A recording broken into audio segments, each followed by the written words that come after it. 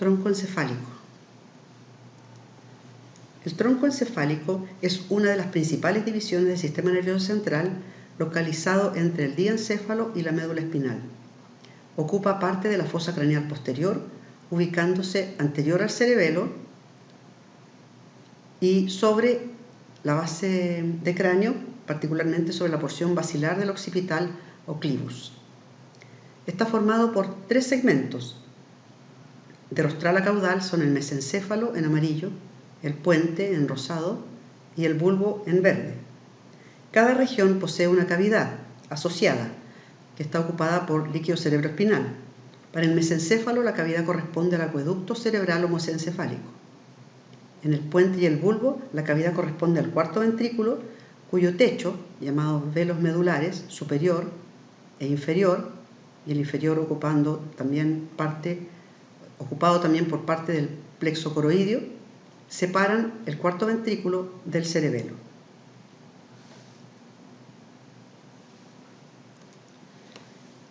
Hagamos un pequeño repaso de la anatomía macroscópica del tronco encefálico. En este espécimen se han retirado los hemisferios, de modo de que se exponen los tálamos y el tercer ventrículo. Y también se ha retirado el cerebelo para mostrar la cara dorsal del tronco encefálico. Hemos puesto un rayo ahí en esa estructura que corresponde a una estructura diencefálica y que no forma parte del tronco encefálico subyacente. Esa estructura corresponde a la glándula pineal, parte del epitálamo. Identifiquemos las estructuras que están señaladas con flechas o con puntos rojos. ¿A qué corresponde esta flecha? Al origen aparente del nervio troclear. ¿A qué corresponde este punto? A la eminencia media del piso del cuarto ventrículo, entre el surco mediano posterior y el surco limitante, que va a estar hacia lateral. ¿A qué corresponde este otro punto? Al área vestibular que ocupa el extremo más lateral del piso del cuarto ventrículo. ¿A qué corresponden estas dos estructuras en forma de V corta, uno más medial y el otro más lateral? A los trígonos del hipogloso, el más medial, y del vago, el más lateral. Relieves en el piso del cuarto ventrículo dejados por los núcleos de los mismos nombres. Ahí tenemos una imagen que nos muestra entonces estas estructuras y otras para hacer un repaso de la cara posterior del tronco encefálico en su anatomía de superficie o macroscópica. Hagamos el mismo ejercicio con la cara anterior. Tenemos ahí un preparado, hemos rotado el preparado para mostrar la cara anterior. De nuevo se han ocupado estos rayos naranjos para mostrar estructuras asociadas, cercanas al tronco encefálico, pero que no corresponden, no pertenecen al tronco encefálico. Se trata de los cuerpos mamilares del diencéfalo y del tracto óptico también del diencéfalo. Entonces, hacemos el mismo ejercicio de reconocer a qué corresponden las flechas o puntos rojos. ¿A qué corresponde esa flecha? Al origen aparente del nervio oculomotor. Esta otra flecha, este punto, al origen aparente del nervio trigémino. El siguiente punto, ¿qué está marcando? El origen aparente del nervio vestíbulo coclear, o sea, el nervio vestíbulo coclear en realidad, no su origen aparente. El siguiente punto que marca el nervio facial. La flecha ocupa el sitio donde estaría el origen aparente del nervio abducens. Esta otra flecha se trata del surco preolivar, lugar del origen aparente del nervio hipogloso. El surco preolivar delimita esta estructura la oliva vulvar. Y por posterior a esa estructura tenemos lo indicado por la flecha, el surco retroolivar, lugar del origen aparente de los nervios glosofaringio, vago y accesorio.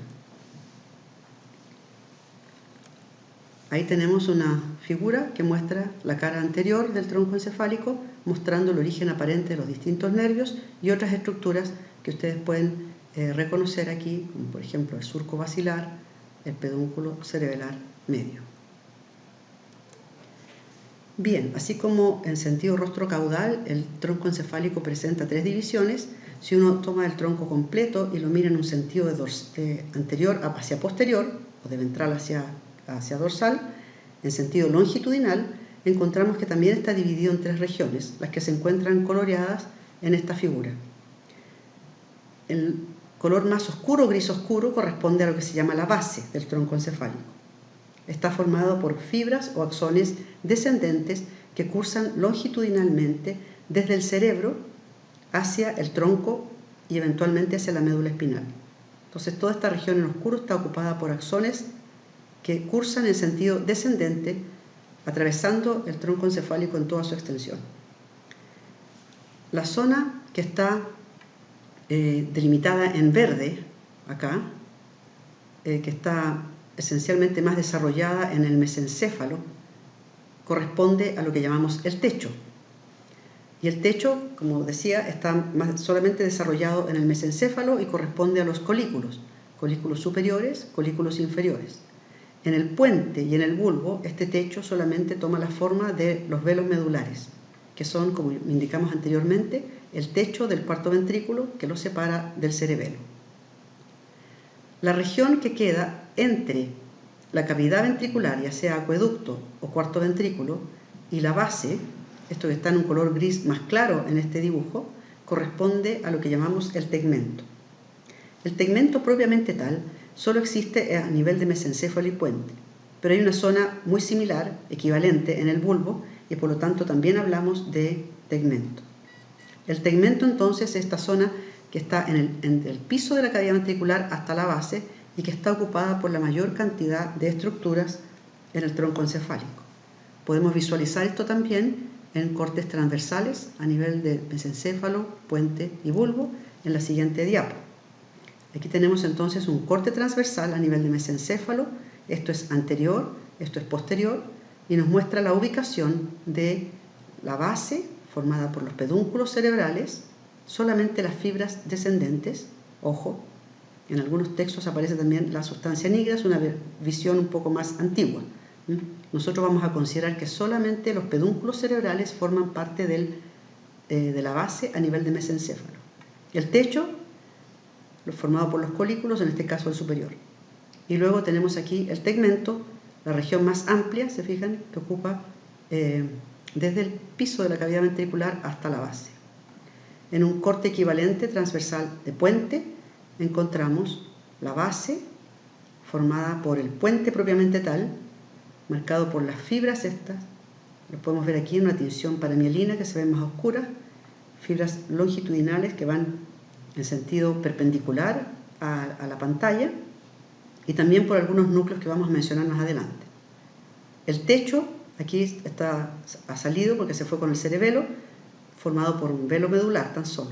Y el tegmento, entonces, esta región entre el piso y la base, que ocupada entonces por una serie de estructuras, núcleos y sustancia blanca. Lo mismo a nivel de bulbo, un corte transversal nos muestra la ubicación de la base, formada por las pirámides, solo sustancia blanca de nuevo.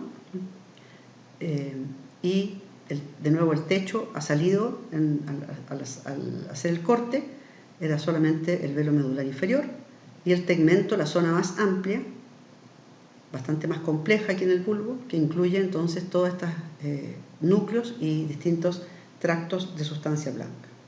El tegmento entonces es la región más compleja, ¿ya? Contiene, entre otras cosas, tractos ascendentes, descendentes, la formación reticular, de la cual hablaremos más en una cápsula posterior, y los núcleos, algunos núcleos propios de segmentos del tronco encefálico, y muy importantemente para la comprensión de la neuroanatomía y para la clínica del tronco encefálico, el tegmento contiene los núcleos asociados a los nervios craneales.